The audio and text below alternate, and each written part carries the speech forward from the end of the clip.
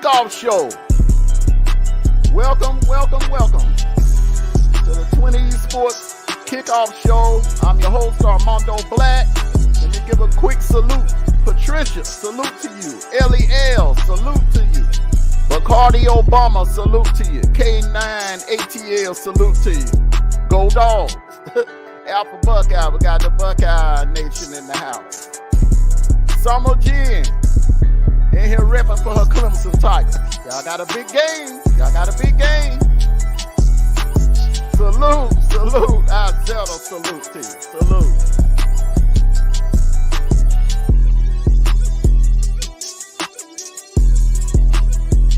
Salute.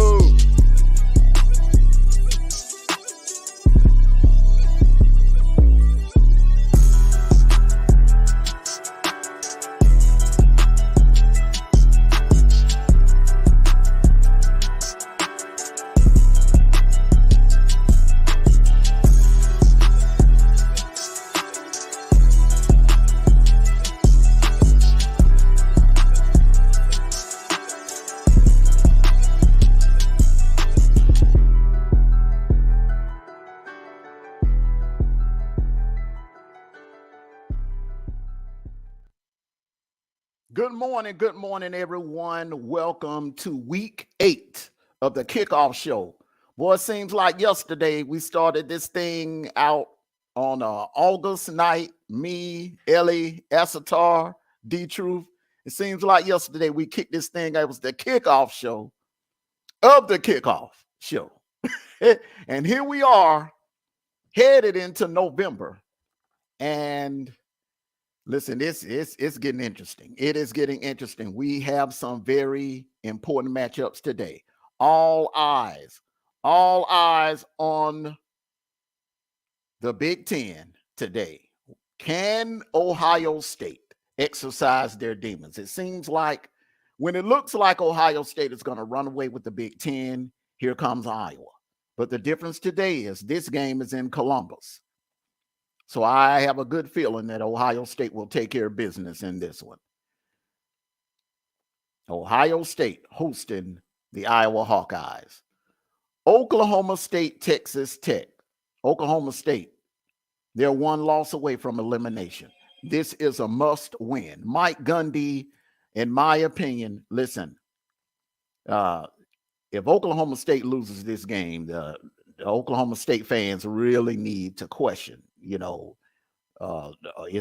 it about convenience or is it about winning championships? Now, Mike Gundy is convenient, but he's not winning any championships at Oklahoma State, especially with the amount of talent that have come through there over the past 15 years. And the next game, TCU, the surprise, the shocker, the shocking team of the year. This is a Cinderella story, if anything. TCU finished close to dead last in the Big 12. They've resurrected themselves, and now they are on top of the Big 12. They're on top of the Big 12 conference. They're undefeated. Listen, all they got to do is keep winning. They keep winning, and they will punch their ticket to the playoffs. And on to the next matchup here. Can Alabama redeem itself? Can Alabama recover from the beatdown that they took in Knoxville last Saturday? They gave up over 500 yards of offense, which easily could have been close to 700. Had it not been for 3 wide open dropped touchdown passes on the behalf of Tennessee. But this Bama team has some deficiencies on defense. This is no secret. They have Will Rogers and Mississippi State coming into Bryant-Denny. They got to get it together. This game cannot even be close. Now, this right here may be the most competitive game of the evening. How many times has Ole Miss been on their way to winning a West title, a SEC West title, and the roadblock that is LSU stands in their way. It's going to be a great game. It's going to be in Baton Rouge. Same scenario that was in 2014. Remember, Ole Miss went in to Death Valley ranked number 2 in the nation. They were undefeated. And they lost by a field goal to LSU. Can Ole Miss exercise their demons? This right here. Now, Oregon has been the kings of the Pac-12 for the last 15 years. Who is going to step up? What team is going to step up and take the crown away from Oregon? What team is going to step up and take the crown away from Oregon? We thought it would be USC. USC dropped the ball against Utah. Utah dropped the ball against UCLA. Can UCLA be that team in the Pac-12 to step up and take the crown from Oregon? And that is going to be an interesting game. I think this could potentially be a matchup, one of the first of 2 matchups between Oregon and UCLA. And the main event, the main event, Clemson and the Orangemen of Syracuse. Now, Syracuse has been a thorn in Clemson's side for the last 3 to 4 years. Now, today they have an opportunity. We talk about UCLA taking the crown from Oregon. Syracuse has a golden opportunity to take the crown away from Clemson. Clemson has had a stronghold over the ACC since 2014. Syracuse wins this game today. Ladies and gentlemen, I don't see any other opponent on their schedule that can stop them from winning the division. And I don't see any team on the other side of the fence that would play them in Charlotte in December that would beat them. This right here today, this game right here is a de facto ACC championship game. And we're going to start it off because this will be an early game. And I'm going to welcome in Jaco, Big Dog. What's going on, brother? What's going on, Armando? What's going on, brother? Either or. You can call me either or, brother. Okay, all right, 10-4. Hey, it's college football Saturday. And I just want everybody to know that I have been ruffling feathers of Alabama fans. I've been ruffling feathers. It's just so arrogant. You know, they just can't humble themselves. Yes. You know, just so arrogant. But, you know, I love what happened to them before college football. But that's neither here or there. Let's stick to the script. Okay. Oregon, UCLA. I'm gonna just tell you that's gonna be a showdown. It's gonna be a great game. Honestly, I like what both teams are doing. Mm-hmm. If you're gonna give the edge, all right, let's start with coaching. Mm-hmm. If you're gonna give the edge to anybody, you would have to give it to UCLA because their coach has been there at least 5 years. Mm-hmm. Dan Lanning, he's a first-year coach, but he's doing excellent. Mm-hmm. Now that edge that I'm talking about is a slight edge. Mm-hmm. Because Dan Lanning is a defensive guru. Mm-hmm. So he knows how to dial things up to slow this offense down. Mm-hmm. I'm proud of Bo Nix. Mm-hmm. Bo Nix has come a long way. And it has been proven that he made the right decision by transferring to Oregon because he has been playing excellent football. Mm-hmm. Excellent football. Yes, he has. This is one of those games where the only edge that you can give to UCLA is their coach mm-hmm. and his experience. Mm-hmm. Other than that, is a deadlock is even. So I believe this game will come down to what coach makes the better decisions in game. Mm-hmm. In this Oregon UCLA, I'm gonna be honest with you. if I'm going with my gut, I'm saying that Oregon is going to win this game by 7. Mm-hmm.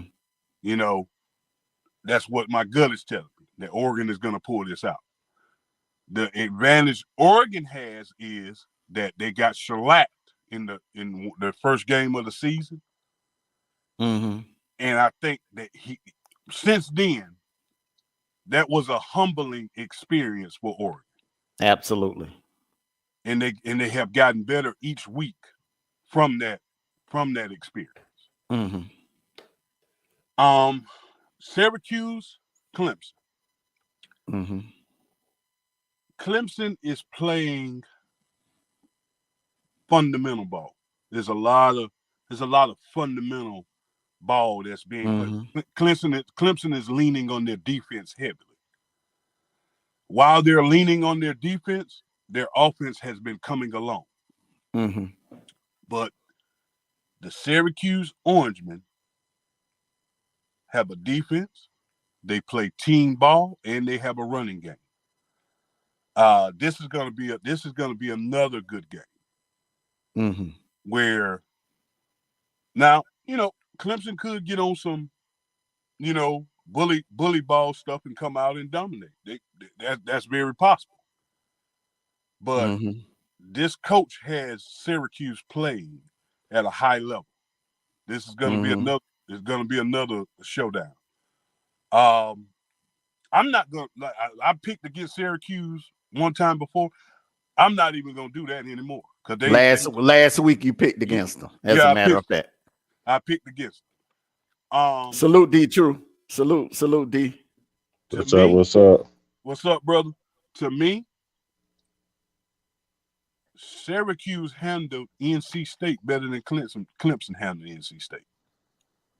Mm-hmm. So I'm not gonna pick against them. I'm a believer. I'm going with the Orangemen. Okay, like I was telling you guys last week when we ended the show and we were going over some games this week. The 12 o'clock games could go either way. Now, this game was at night because a lot of people are saying, well, there's no way Syracuse can go into Death Valley and win. They almost pulled it off on Trevor Lawrence's freshman year. They knocked Trevor Lawrence out the game in 2018, and they took Clemson into overtime.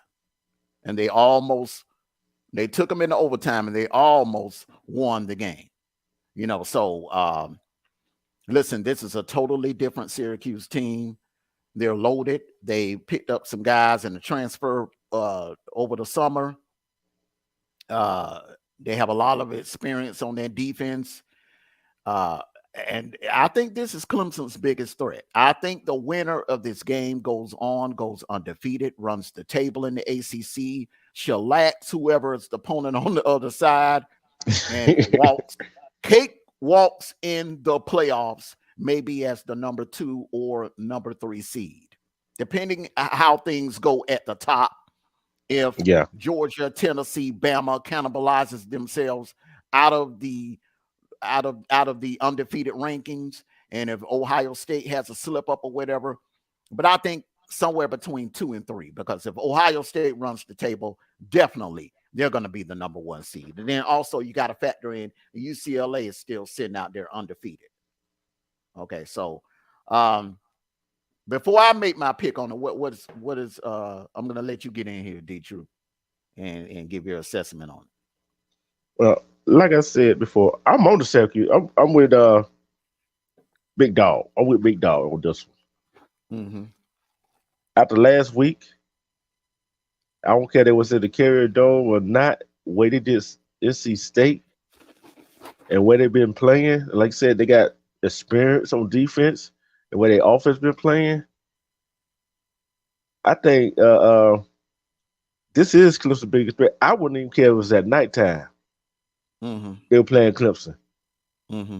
Clemson going to be able to have a dog fight on their hand today. Even if it was at nighttime, they would have a dog fight. And I still think Syracuse will put it off. Mm-hmm. And this game right here. Go ahead. Go ahead. But with even with the big quarterback that Clemson got, they still ain't got the same personnel they used to have. Mm-hmm. One man ain't gonna beat you. What that Clemson defense gonna do when I look at that Clemson at Syracuse, they got too many weapons right now for Clemson on defense and offense. Who you gonna stop? And when the offense and defense coordinator calling the ball game, they on fire. Mm-hmm. You know when a defensive coordinator, offense coordinator gets that rhythm and gets on fire and calling a ball game, it's hard to slow down. What Clemson gonna do with that? And you know they had this game circled just in case it was undefeated coming into this game. Definitely. Yeah, definitely. Syracuse has had this game circled. I'm going to say this, this Syracuse defense, if any defense can give Clemson problems, and the thing about it is Clemson has to score some points because Syracuse is going to score some points. And if there's any team that can give Clemson fits, it's Syracuse. It's this Syracuse defense.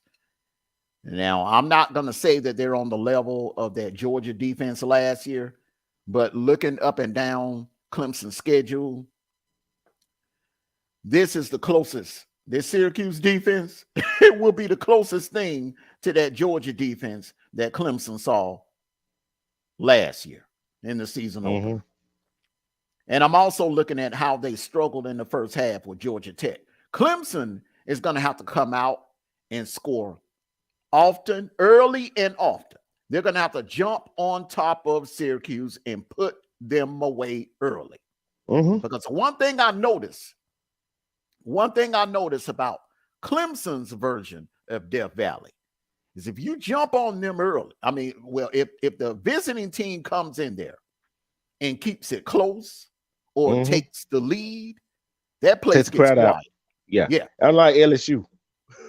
Unlike LSU, they could be behind by 30 points, and that crowd is still gonna make noise. So it's gonna be interesting. I listen. I'm gonna save my pick on that one. Well, I'm gonna save my pick on that one for last, and then we're gonna start with other games here first. The road to LA. And the road to LA begins today, actually, for Ohio State. Now, although Iowa has no offense, their offense is straight hot garbage. Okay? Straight hot garbage on offense, but they have an outstanding defense. Now, you know the rule of thumb in football. Offense can just come out of nowhere. That quarterback could turn into Ricky Stanzi, their quarterback, the one they had in 2009, or he could turn into Chuck Long today. The receivers could turn into damn Lynn Swann and Jerry Rice, out of nowhere. You listen, in every football career, in every football player, salute to you, Esco.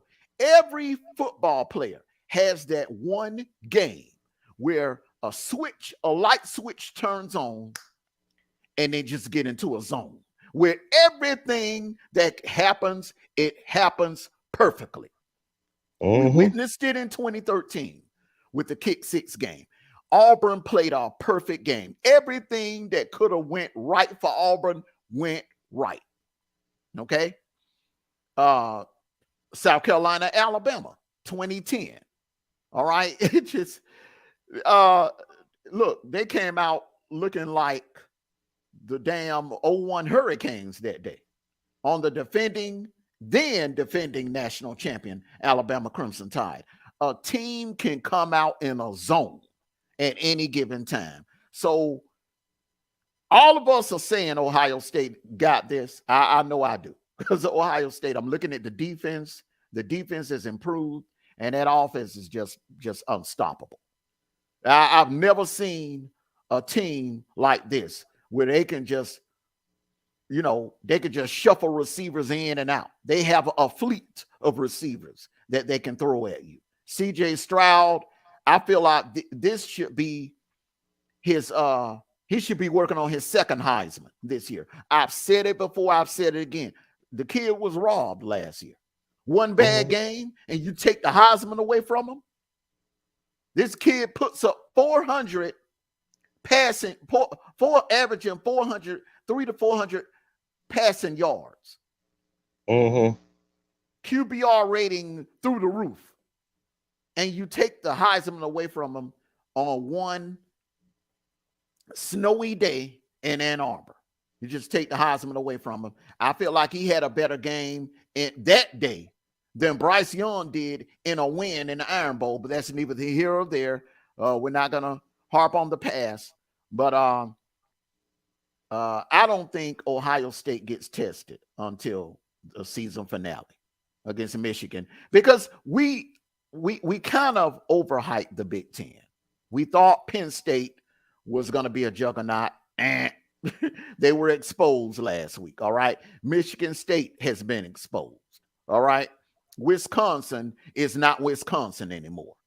So it's really a two-man race in the Big Ten. It's Ohio State and Michigan and everybody else. Even though Illinois is undefeated, I know where you're going. You're going to talk about November the 19th. All right. Illinois is undefeated, but I just don't listen. They don't have the weapons to beat that Michigan team. I'm sorry. I just don't see it happening. No, but what I was going to say, I'm looking at the points allowed by both teams. I'm looking at the yardage both teams is allowed, right? Our is allowing 11.2 more yards than Ohio State defense. Ohio State defense ain't all that. But they're good. They're good. So is our defense now. But like you said, any given Saturday, CJ could have one of them terrible games coming out tonight. Absolutely. Yeah. Especially with that defense our got. They might not have offense, but guess what? What we usually say in the SEC, defense usually win ball games, right? So we're going to find out which defense is going to show up in this ball game. I ain't looking at offense. I'm looking at the defensive side of the ball. We know what Ohio State got. We know what our got. Do Ohio State got a defense to stop our non-offense? Do our have enough defense to stop Ohio State offense? I don't think. Well, this is the problem. Okay, the teams that Iowa has faced, that Iowa defense has faced so far, they've been running teams. Okay, they have not seen anything like what they're going to see today at 12 o'clock. They are going to see the greatest show on turf. That's what they're going to. That's what this Iowa. But hold on, that's so fair, my friend. That's so fair, my friend. Iowa is giving up 154 yard passes per game, but check what Ohio State is giving up. Check what Ohio State giving up now. 160.3 yards per game passing. Okay. So neither one of them is great with passing defense. But listen, that's not bad. That's not bad, Dwayne. Giving up, if you give up anything under 200 yards, brother, that's not bad. If you think about it now, if you can hold a quarterback to under 200 yards passing, brother, your defense did their job. All right, so I'm not going to poo-poo on that, okay? Like I said, this Ohio State defense is looking like it did during the Trexel years. All right? Now, I'm not saying they're as good as the Trexel defenses from the early 2000s, but they're getting there. And this Iowa defense has not seen an offense that can spread you out, they shuffle in a fleet of receivers, one after the other, and throw at you those crossing routes. Man, they're going to kill Iowa. They are going to, because Iowa is very. Well, I'm looking at who Ohio State been playing. Okay, You cannot listen. You can't. See, that's where you mess up at. That's where you mess up at, brother. That's where you mess up at. You can't look at the opponent. You can't look at, well, they've been beaten such and so. You got to look at how they win. They have not played down to their competition. That's the only thing that matters. They have not played down to their competition. Go ahead, Jacob. All right. What team in the Big Ten has recruited better than anybody else? Ohio State and Michigan. Michigan they're recruiting since they have revamped that coaching staff, man. They're getting up there. They're climbing in the 2023 rankings, but Ohio State is king. Yeah. And recruiting in the Big Ten. Is right, no doubt. So Ohio State can actually win this game against Iowa off of pure athleticism. Ohio State would have to play, in my opinion, Ohio State would have to play the worst game in their life to actually lose to Iowa. Exactly. Now, a broke clock is right twice a day. Yeah, and a blind squirrel can find a nut every once in a while. That's just real. But basically, and Amos, you're absolutely right. You could see, put it like this, just like Georgia experienced against Missouri, you could see Iowa come out and just lay it all on the line. By the time that fourth quarter hit, Ohio State will pull that game out. Honestly, you're going in and out. Your sound's going in and out, bro. Honestly, right now, you hear me now? Yeah. Honestly, right now, barring some type of miracle, Ohio State will win their conference. That's just where we're at right now. I ain't gonna say all that because I think right now I know what you're saying. Moving forward, yes, Ohio State.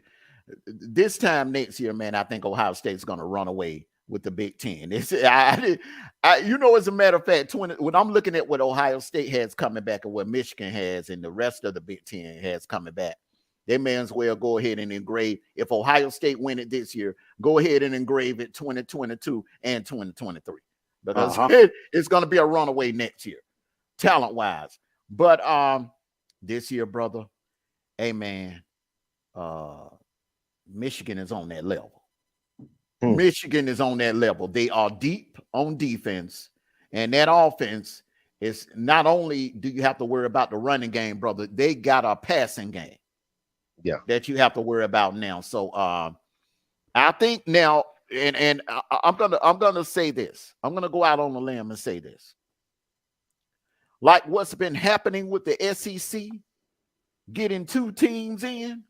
Don't be surprised if Michigan and Ohio State both go into that game undefeated, which could very well happen. And they play, let's say, a triple overtime thriller, like Auburn and Bama did in the Iron Bowl. You honestly think that committee would not consider it? Yeah. They would love to put Michigan and Ohio State in there together. Exactly. And somebody in the SEC, let's just paint a scenario now. Somebody gonna be left out. Yeah, let's just say if Tennessee by miracle beat Georgia, go to the SEC championship game, and lose to Bama. All right. You don't assume that they'll put Bama and Tennessee into no. I wouldn't be surprised if they threw Michigan and Ohio State in there together. Yeah, switch it up. Like, give me 1 second, fella. I'll be right back. Okay, brother. Yeah. Go ahead, DJ. And I'm like that right here. Yeah, because I look like that right here. The bottom line is, Ohio State basically got to win out. Michigan got to win out. You feel what I'm saying? For all that to happen. And when them two collide with each other, it don't matter who they play in the Big Ten game, championship game. We already know that. It ain't going to matter. It And ain't gonna especially matter if that get, it ain't going to matter. Especially if Michigan don't blow out Ohio State, and Ohio State don't blow out Michigan, and the game was close, an SEC team going to be left out. The SEC and the Big Ten is the only two conference that really has a shot at getting two teams in there. Let's keep it real. Yeah. Let's keep it real now.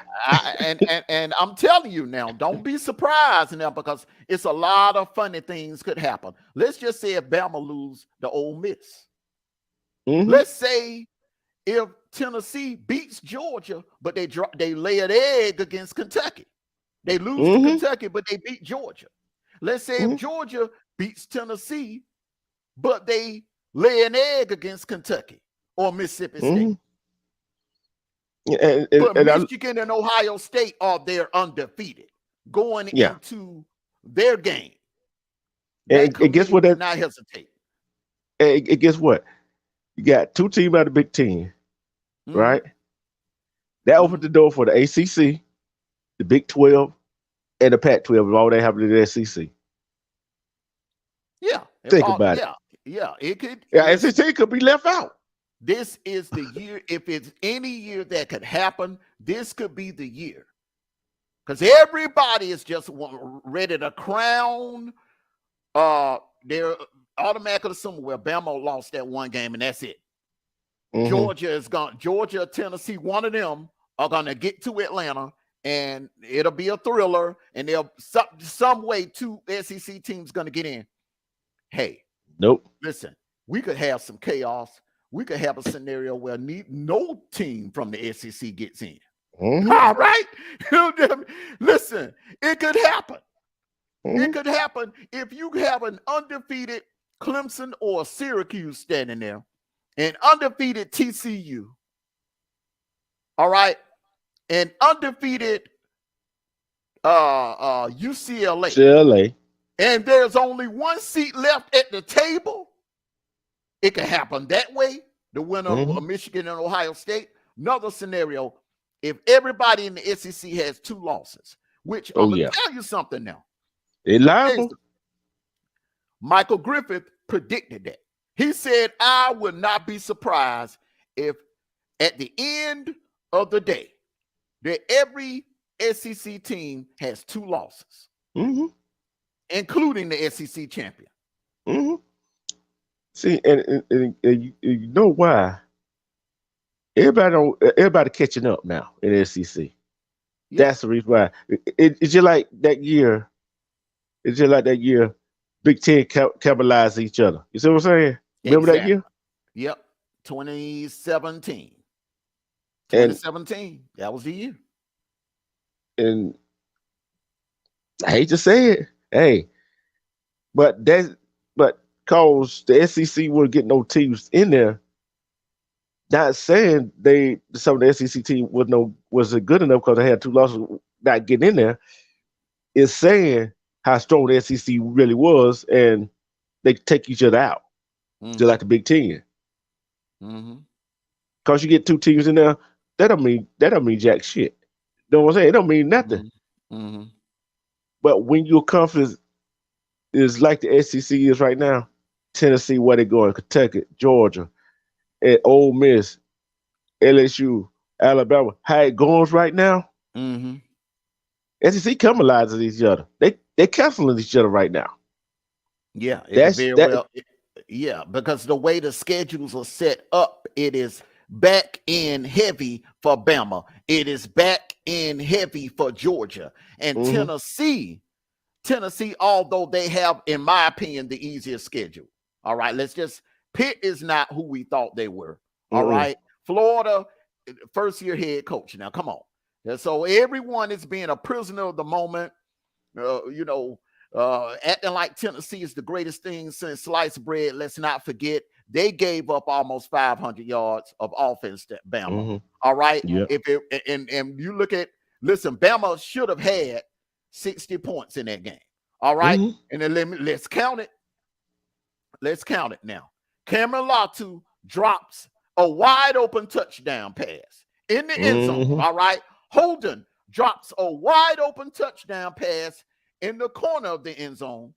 And Jabir Gibbs, if he would have caught the damn ball, he would have walked into the end zone on Mhm. that last drive. Mhm. So one would argue now, did Tennessee really beat Bama, or did Bama beat themselves? So so everybody, let's just pump your brakes and let it all play out. All right. Let's see what happens on November the 5th. I'm hearing these Tennessee fans already talking about ordering plane tickets and making hotel reservations for the Hyatt and the Hilton in downtown LA. Yeah, but check this out now. Check this out. Check this out now. Mm-hmm. Oklahoma State and Texas play today, right? Yeah. Okay. One of them going to be out of the Big 12 hunt today. Well, I think Texas is already out. They only got one loss. They only got one loss in the conference. They only have one loss. Okay, so if Texas is going to have to play TCU. Yeah, and Oklahoma State got one loss. Mm-hmm. And like you said, the loser is out. The loser is out. But guess what? This is a big game for TCU and Kansas State today too. Mm-hmm. Let's go ahead and they leading them. They are. Go ahead. Okay, so we're talking Oklahoma State, Texas Tech. You got it. Oklahoma State better be careful with this because Texas Tech could play. Texas Tech could play spoiler. They could play spoiler in this one. Look, Oklahoma State is not playing Texas Tech. They're playing Texas. They're playing Texas. Okay, let me get this one off of here. Let me get that one off of here. I think Oklahoma State, with Ewing coming back, is he going to be is he going to be in game shape? That is the question. That's the question. Oklahoma State, usually, one thing about this team, man, when their backs against the wall and they're facing elimination, like last year, how many times we wrote them off? How many times even the Bedlam game? I said, man, look, Oklahoma's going to take care of business. I didn't care about the Lincoln Riley distractions, to talk about him going to USC. No, that doesn't even matter. They're going to take care of business, and they're going to go ahead and they're going to walk on into Dallas. They're going to take care of business, and they may end up in the playoffs. But what happened? Oklahoma State, when their back is against the wall, they rise to the occasion. But this Texas team, gotta be careful. Sarkisian needs a signature win. He almost pulled it off against Bama. Okay, but he now Oklahoma. This Oklahoma team this year. This is not the same Oklahoma team. Yeah. This is not your Bob Stoops, Oklahoma. This is not your Lincoln Riley, Oklahoma. Okay, all right. This is a team, a program that's kind of took a hit, because of the loss of their coach, and they brought in Venables, first year head coach, and they're trying to rebuild the program back up. All right. This was a rebuilding year for Oklahoma. So, with that being said, Sarkisian needs this game. He needs a signature win. He needs a signature win on this resume, because if he loses this game, they will officially be eliminated. And you know how those fans are down in Austin. They're very impatient. They're just like Auburn fans. They're very impatient, and they will start talking, and they will start griping if this man does not deliver a signature win. And he needs this game today. Both coaches need this game. Mike Gundy, listen, I don't know. Maybe the boosters, I guess it's more about convenience than winning championships, because Mm-hmm. this man with the level of talent that have come in and out of Stillwater, and for Mm-hmm. him not to even make it to a playoff, it's just egregious in my opinion. Yeah, you're right about that. Think about it. If he was in the SEC at Georgia, Alabama, or Florida, any one of the SEC schools, he'd been gone. Mm-hmm. Yeah. So he got some kind of connection there. Exactly. But Well, he was I think he was a Starkey football would get a hero at citizenship Oklahoma. win against Oklahoma State. Okay, so you're picking Texas.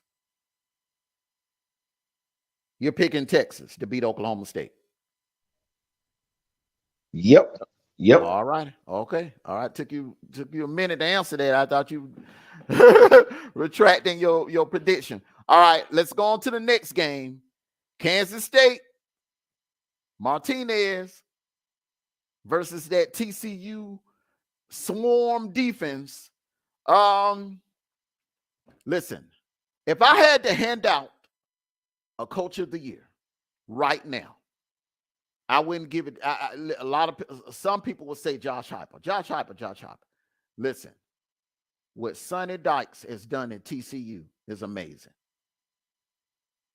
And I told a lot of UGA fans that he was the number two choice back in 2015 when Mark Richt was let go. If things didn't go right at the negotiation table with Kirby, Sonny Dykes, we were going to pull him from SMU. He was at SMU at the time. I told everyone Sonny Dykes is a hell of a coach. And when TCU hired him, I said that was a power move. Some people were like, well, they should have kept Patterson. They should have kept Patterson. Would get them to the dance. But when you get to the dance, you got to know how to dance. And it seemed like when he got TCU to the dance, they would get two left feet in these big games, and they would just fold.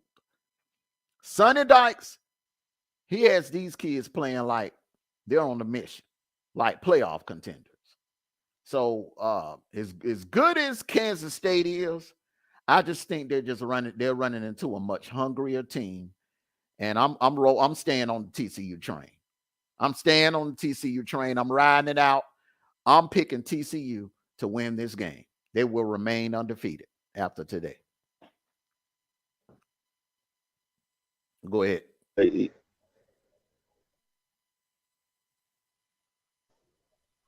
Yeah, you're right about that. And I'm with you. I'm with the Horned Frog. Because I like the Horned Frog because they got the little spikes coming out of them. You know what I'm saying? But to be serious, TCU has been. I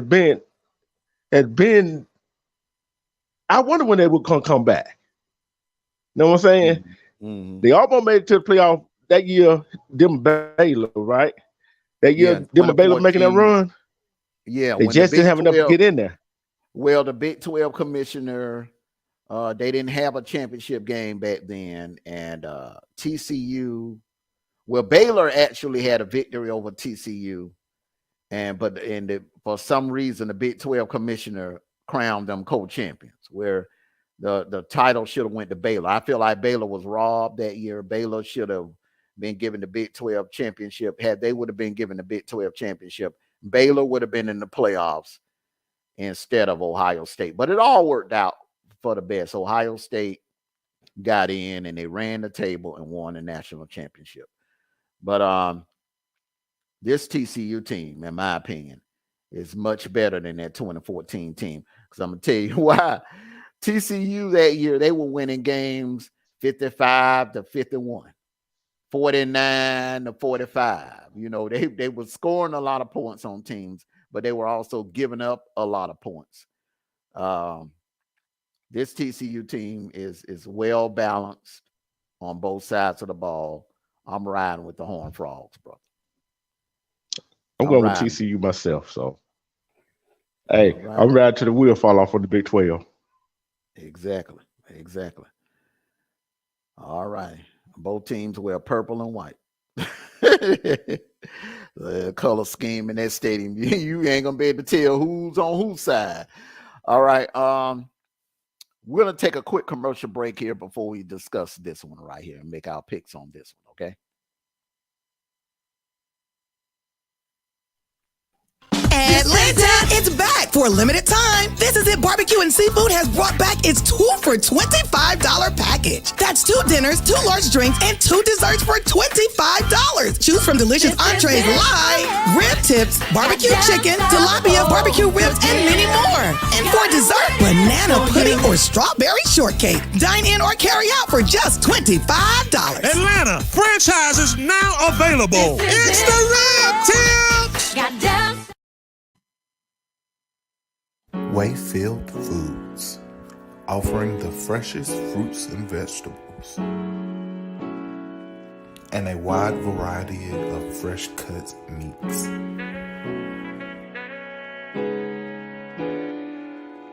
Fresh foods cooked daily.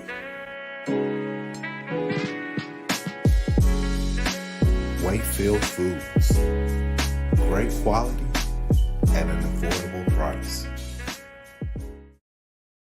I want to welcome everyone back to the kickoff show.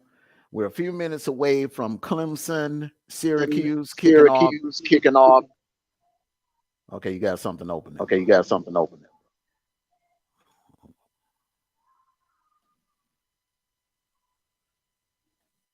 We're a few minutes away from Syracuse and Clemson kicking off, and as well as Ohio State and Iowa kicking off. So we're going to breeze through these next games here. Mississippi State, Alabama. Alabama lost. Salute to you, Nafai Rahman. Alabama, as we all know, they lost a thriller in Knoxville last Saturday. That game could have went either way at the end. I think I really do believe Bama beat themselves more so than Tennessee beat Bama. There were 3 drop passes in the end zone by 2 were by tied receivers, and the third one was by the running back, Jameer Gibbs.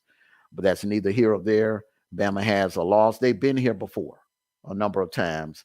During the Saban run, they've won national championships with 1 loss 4 times. So they've done it 4 times before. They can do it again. But what I'm looking at is there's no doubt in my mind that they'll beat Mississippi State, but they need to do it in dominating fashion. If they come out after a loss, after a heartbreaking loss like what they had last Saturday, if they come out in this game and barely beat Mississippi State, if it's a 4 quarters game, then there's a problem. There's a problem if this game goes 4 quarters, D.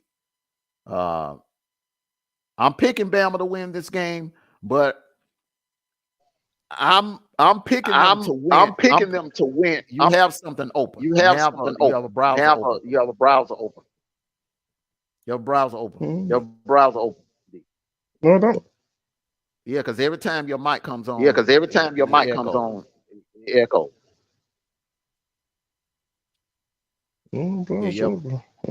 Something before we went on commercial break and we came back. Started echoing. Something you did. Okay, let's see something here. Hold on. I'm trying to come back. Hold on.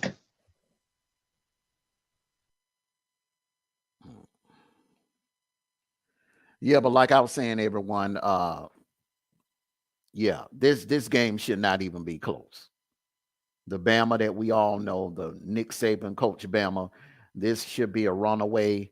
This game should not even be close. I'm picking Bama, and they're in Bryant-Denny. I'm picking Bama by 3 touchdowns. Bama should dominate this game from start to finish. 3 touchdowns at least, a win. Because normally when Bama is coming off a loss, they take it out on the next opponent the following week. So there's no doubt in my mind that Bama will win this game. Okay, I'm going to go on. I'll just come back to the picks. when D-Truth reappears here. LSU, Ole Miss. Like I said at the beginning of the show, Ole Miss has a chance to do something special. Ole Miss has a chance to win the SEC West. Now, every other team in the West has won the division except Ole Miss. Ole Miss is the only SEC West team that has not won their division. So it begins today. In order for them to pull this off, they would have to win. And they would have to exercise their demons. It's something about Death Valley. It's something about going into Baton Rouge, especially when they have a winning record. They go in there and it's just they fold for whatever reason. But they have a chance to remain undefeated. If they can win this game, then we all would have to start looking at them very seriously. And we're assuming that it would be Bama versus Tennessee or Bama versus Georgia. Ole Miss wins this game. This is going to make the Bama Ole Miss game for all the marbles in the West. I'm picking Ole Miss to win this game. And it would not even be an upset. If there's any year that Ole Miss is going to pull this off, this is the year. LSU first-year head coach. They have injuries on defense, injuries in that secondary, injuries on that defensive line. If there's ever an opportunity for Ole Miss to pull this off, this is the year. All right, I'm going to let you pick on this. We're going to go back to the Bama Mississippi State game, and I want you to get in here real quick and pick this one, D. I think that game against Tennessee kind of woke Alabama up. I think Alabama gonna go ahead and beat, especially at home, back confines of Bryant Denny Stadium. Alabama pulls this one off. Okay, now Alabama pulls it down. Okay, do you see them doing it in dominating fashion, or do you see them struggling with Will Rogers in his offense? Because Mississippi State has a juggernaut. They have a ground game. In my opinion, Mississippi State has a better ground game than Tennessee. And they have to go ahead. I think they're gonna struggle a little bit the first half with Mississippi State, but the second half, I think Nick Saban, his coaching staff, going to make the adjustment. And do I think they can cover the 21 points? Maybe. They should. Coming off a loss, normally they would. Yeah. More than 20 coming off a loss. But I'm looking at this is to say Alabama team, an old leader. Exactly. If this is a 4 quarters game with Alabama, Mississippi State, after the way they lost in heartbreaking fashion, then there's a problem in T-Town. Yeah. There's a serious problem in T-Town. All right. I've already made my pick on this one. I think Ole Miss gets over the hump. I think they get over the hump, LSU, and it's going to set up an epic matchup with Ole Miss and Bama in the Grove, and which would decide the West. What's your opinion? I gotta go with Lane Kiffin. I gotta go with Lane Kiffin in this one. Ole Miss Rebels. Because he been there, this is second or third year at Ole Miss. Mm-hmm. And this coach, first year at LSU? Mm-hmm. And it's at 3:30. Mm-hmm. Now, if it wasn't at 3:30 at nighttime, this is a different Death Valley. You feel what I'm saying? This is a different Death Valley at nighttime than it is during the daytime. Mm-hmm. And what time do they kick off again? 3:30. Okay. All right. So they're going to be on CBS. Yeah. All righty. Okay. So I'm going to Ole Miss. Ole Miss. All right. That's all. You know what?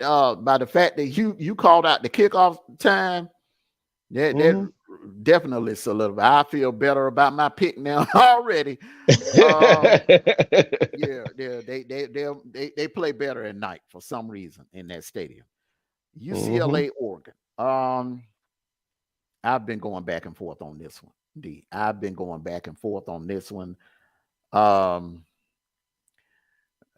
that shellacking that Oregon took in the Mercedes-Benz Stadium, ever since that, it's like a light switch has went on.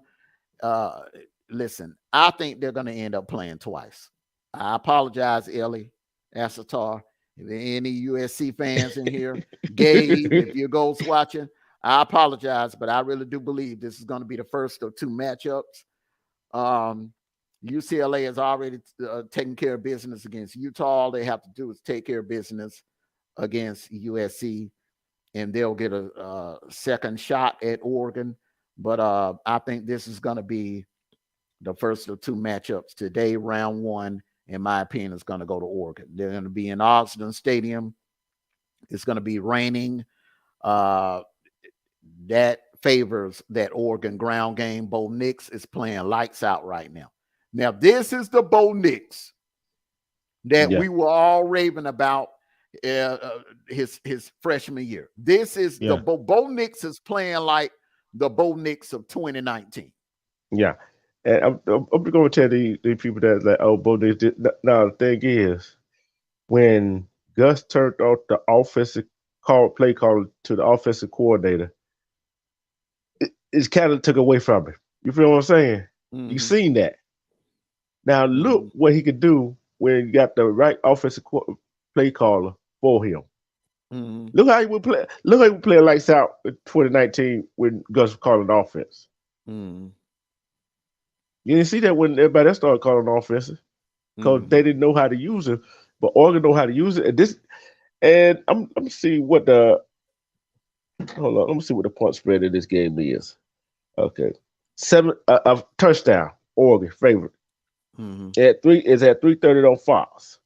Mm-hmm. This is toss up, and this is for the Pac-12 league. Well, Oregon is in the north. UCLA is in the south.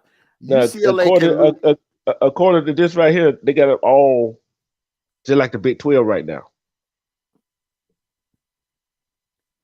I don't know what you're looking at, but they have divisions in the Pac-12. I know. Trust me on this. I'm not gonna tell you anything wrong. They have divisions, but Oregon has 1 loss to Georgia. Okay, now I'm looking at nationally now, not the conference wise. UCLA really is playing with house money because they are undefeated. All right, they can drop this one today, run the table the rest of the way, and still get to Vegas and get a second shot at Oregon. If they beat Oregon, they're in the playoffs, no doubt, with the 1 loss. Because if you beat the team in the championship game that beat you, if you beat the same team that beat you in the regular season in the championship game, that right there, the committee may look at that like, hey, you avenged that 1 loss, and technically you undefeated. Mm-hmm. Yeah. It's almost like being undefeated. So you're taking Oregon, I'm taking Oregon. So we're both agreeing on these games. And the main event, I think they've already they're about to kick off here shortly. So we're going to end it on this one right here, on this pick.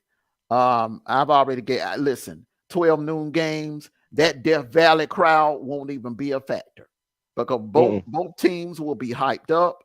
Both teams will be locked and ready to go. I'm going with Syracuse. Listen, defense. The fact the quote that defense wins championships has returned to football. All right, we had the hot shot offense era of 2017, 2018, 2019, 20. I think the pandemic wiped that out. I think the pandemic wiped that out, and defense is back in the NFL, college, and high school. I'm watching some high school ball, and the teams with the best defenses are winning these games. And I just feel like that Syracuse defensive front and that secondary is just a little bit more better than Clemson's. Yeah, I'm right along with you. I'm going with Syracuse because I'm looking at this like this right here. They will not play each other again. They're going to whoever loses this ball game gonna need a whole lot of help to get back to the top of that division in the ACC.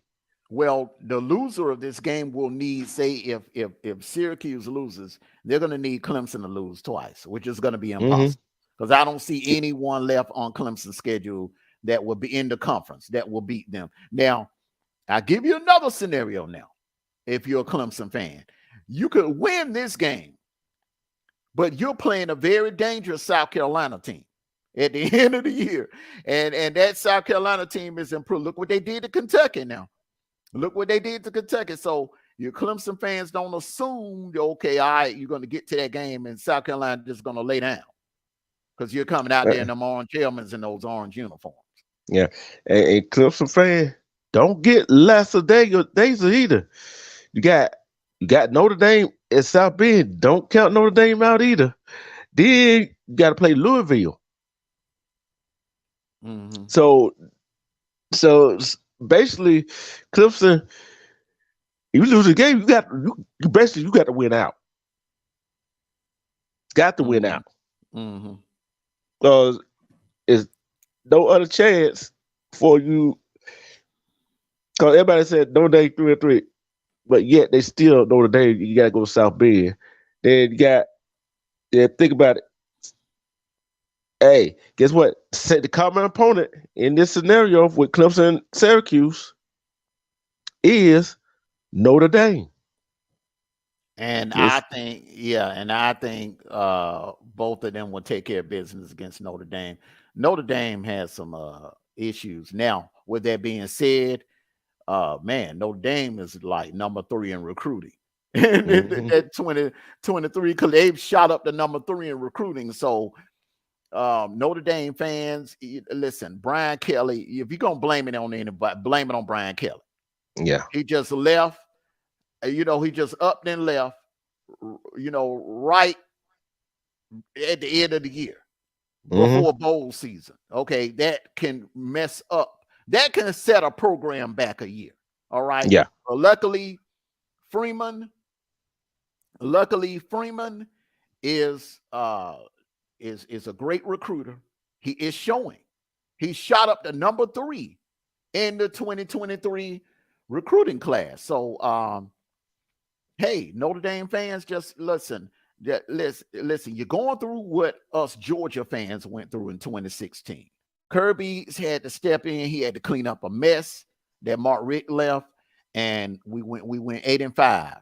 Kirby's first year. So, listen, Notre Dame fans, calm down. Don't get in the uproar. Give this brother a chance to build that program up. He's doing some things. He's doing some special things because that 2023 recruiting class for Notre Dame, Brian Kelly never finished that high. Never during his tenure. So this right here is the goal to get to LA, to get to SoFi Stadium that second Monday in January. We've made our picks today. Syracuse, Ole Miss, UCLA. They have this. They are playing the most important games in their program's history. I think this would be the most important game that Ole Miss has played. If they can pull this off, they will be closer to winning a national title that they've been since 1962. That's 60 years. 60 years. It's been 60 years since they won a national title. 60 years. All right. UCLA. Listen, they haven't been this close in the national championship conversation since 1998.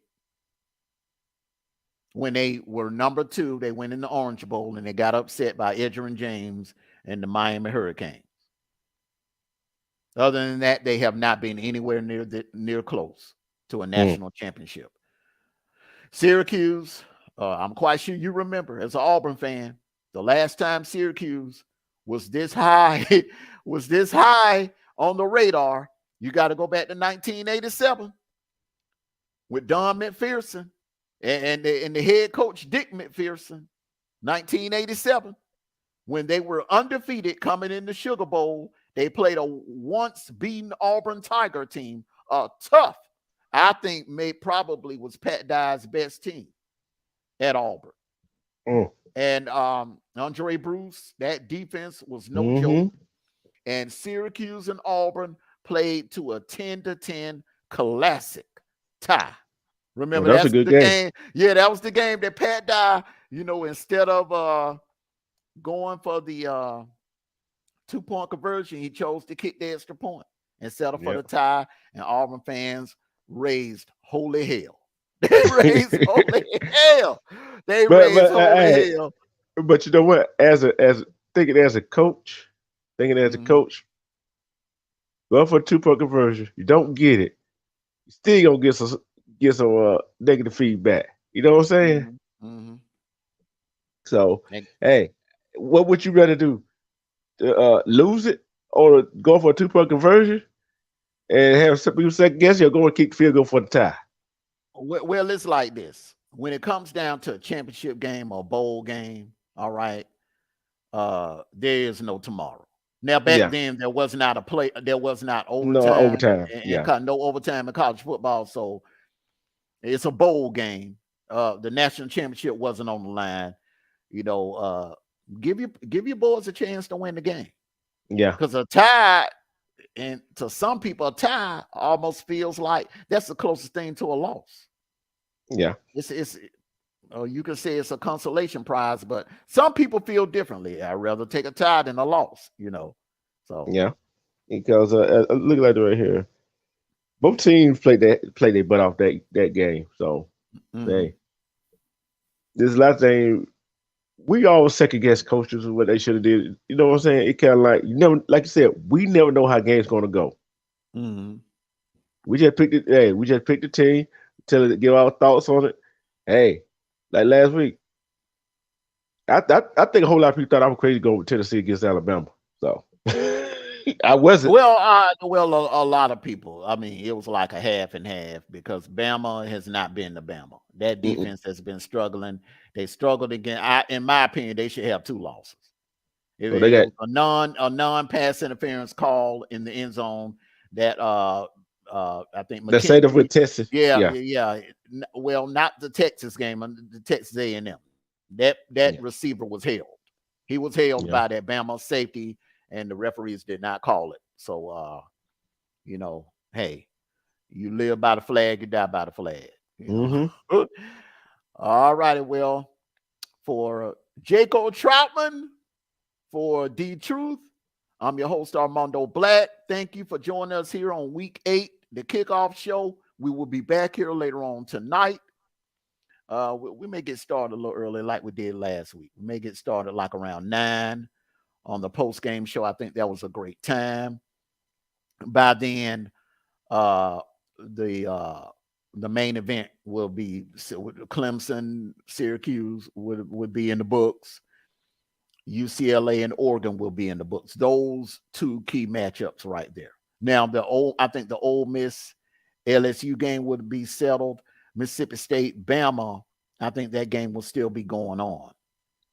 I think that game will still be in progress as we go live. So everyone, enjoy the rest of this beautiful Saturday. If you're here in the Georgia area, we've been spoiled all week with these beautiful clear blue skies in the state of Georgia. Enjoy the rest of your Saturday afternoon, your college football Saturday. Love you all. Be safe. Take care of yourselves and each other. And we'll see you back here later on tonight for the post-game show. Peace.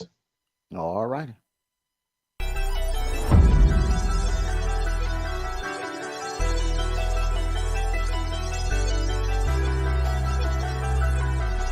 Money Boy Trey, salute.